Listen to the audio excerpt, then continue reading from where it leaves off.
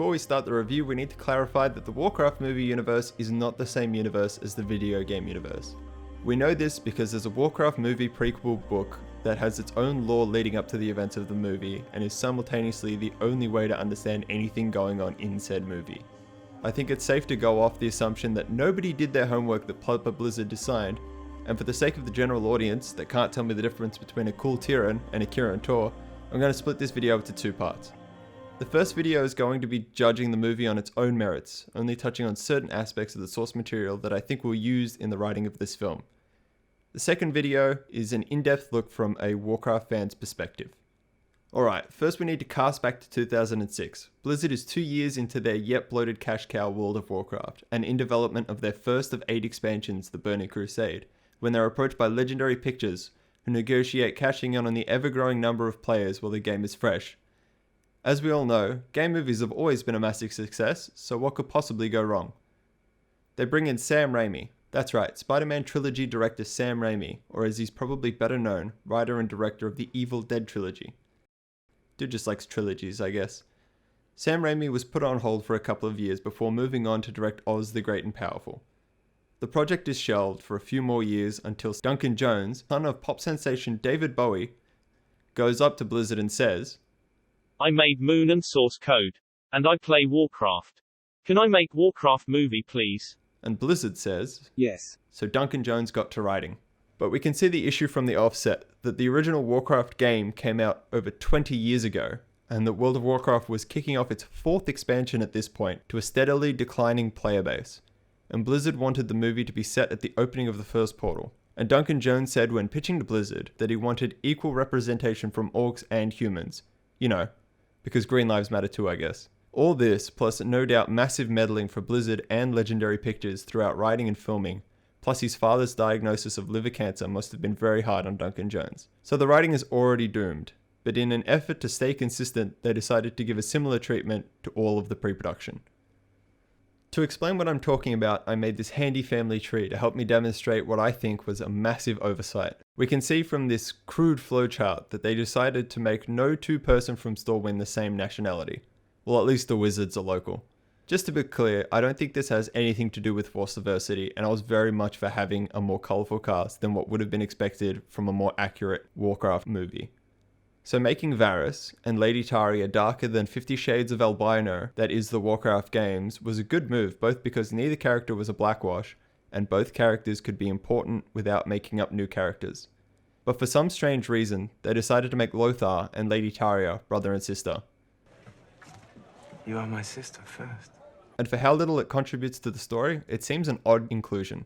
Quick tangent! The casting of this film was obviously influenced by a film-focused department, as all the characters were cast to be more appealing. The main cast is supposed to be 45.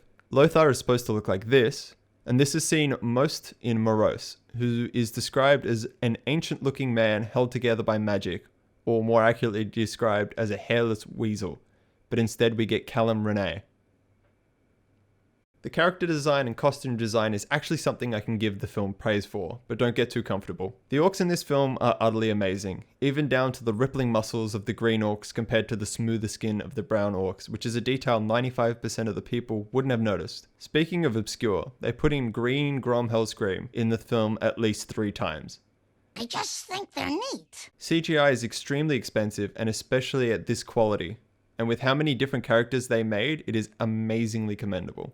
Costume design was by Weta Workshop, costume producers of the Lord of the Rings and Hobbits trilogies. Unsurprisingly, they knocked it out of the park, right down to the oversized pauldrons. No more is this scene than Chef's Kiss with that of the footman costumes and the amazing Corvid theme of Medivh. It's only a shame that that's the best part of Medivh's character. I told you not to get comfortable. Apparently they ran out of time or budget when it came to Corona, who got green paint, a wig so ill-fitting that it would put Fantastic Four to shame, and $2 vampire teeth worn upside down. And I only wish that I could say that was the worst part of her character. Before I go into the acting, and because it's been more than 30 seconds, I think it's important to remind everybody that the writing for this film is, to put it nicely, dog shit. And while I don't put this squarely on Duncan Jones, some of the dialogue in this film is inexcusable. In my entire life, I've never felt as much pain as I do now. Which doesn't help since a good 60% of this film is 2 to 4 characters sitting in one location expositing to each other for 5 to 10 minutes at a time. And it's also not a good sign when one of your best performances is a secondary character. I'm a soldier. Protect the king! I got them! Who at the halfway point to give a log a reason to cry. I swear Bruce Willis must have given the teaching or acting classes to this movie, because in a movie about an all-out war, the most emotional character is an orc with less than 2 minutes of screen time. Tell him to stop. You tell him.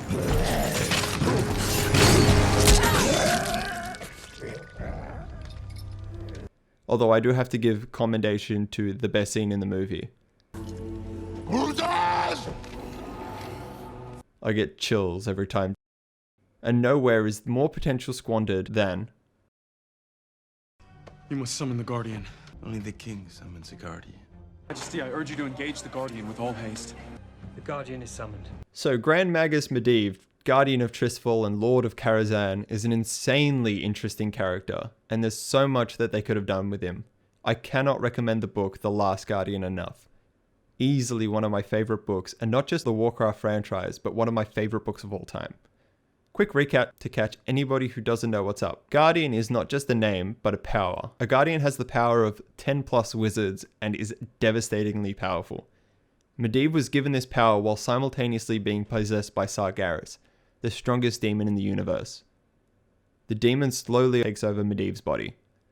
This is shocking because nobody around him saw it coming, and it turns their greatest weapon into their biggest threat. Why this didn't work for the movie is because Medivh, while talked about as powerful, is seen as nothing but tired and weak. Show don't tell is possibly the oldest adage in film writing, and it's shocking to me that a script for a $160 million film doesn't respect that. And how I know this is relevant?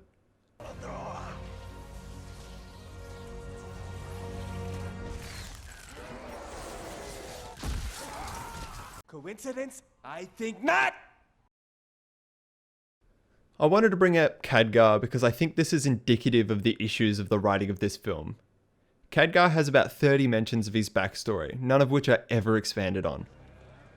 My name is Khadgar. I'm the Guardian Novitiate.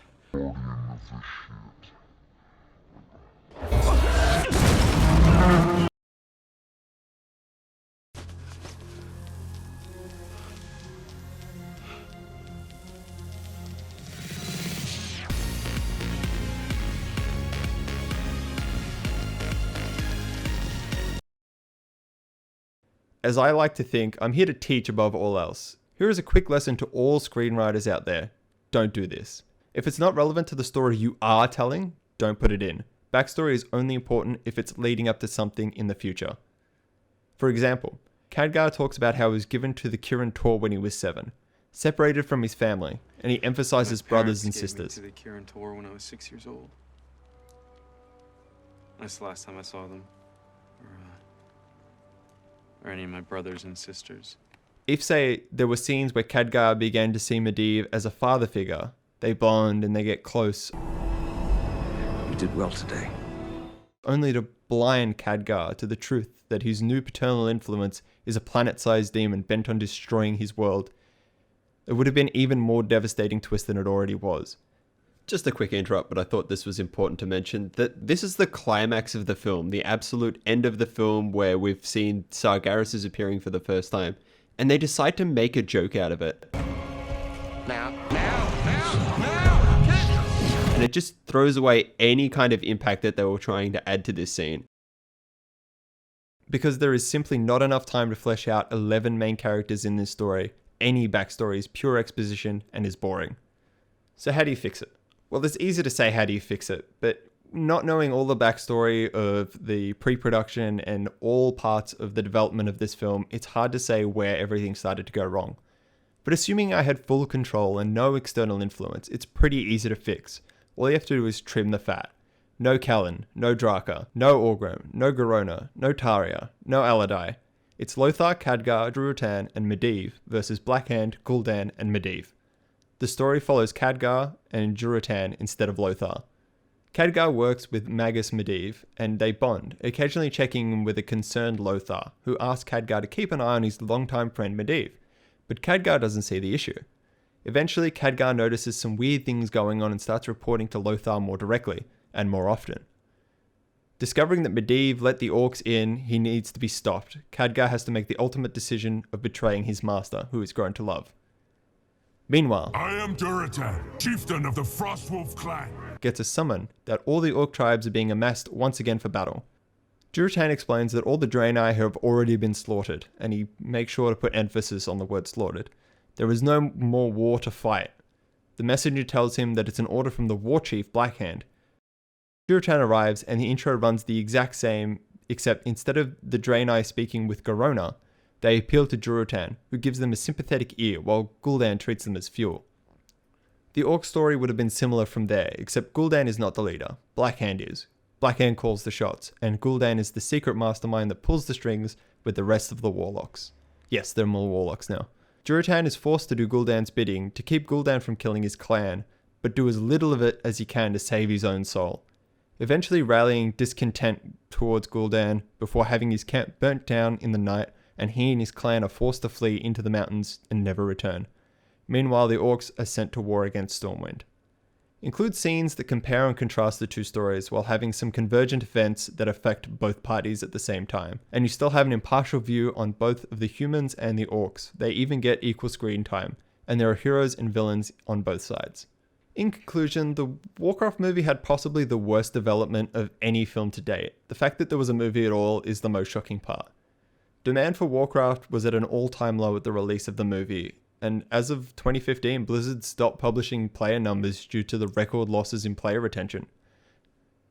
As a lifelong fan of the Warcraft story, I can't help but be disappointed by how the movie turned out, and I must say I'm more disappointed that it seems that there will be indeed no sequel. A second movie about a more engaging story, with a better development, could have been a massive boost in the fantasy genre as a whole. As unfortunate as it was, I cannot recommend this movie. It's a pass from me. If you're interested in how the movie compares to the events of the game, stay tuned for part 2. Until then, thanks for watching, and I'll see you next time.